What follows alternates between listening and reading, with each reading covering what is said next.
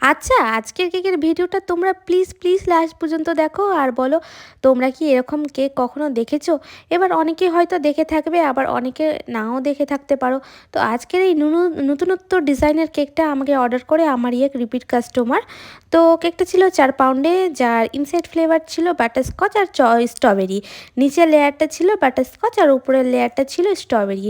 আর কেকটাতে অনেকগুলো রিয়েল রোজ ইউজ করা হয়েছিল। আর কি বলো তো, পুরো হোয়াইট কেকের উপর যদি রিয়েল রোজ ইউজ করা হয় তাহলে কেকের মানে একটা আলাদাই লুক আসে, পুরো এলিগেন্ট একটা লুক আসে। তো কেকের নিচের আর উপরের দুটোই পার্ট আমার অলমোস্ট রেডি করার পর এবার দুটো সেট করব। তো নিচের পার্টটার উপর একটা বেস বসিয়ে তারপরে এই হার্ট শেপের স্ট্যান্ডটা বসিয়ে দিয়েছি।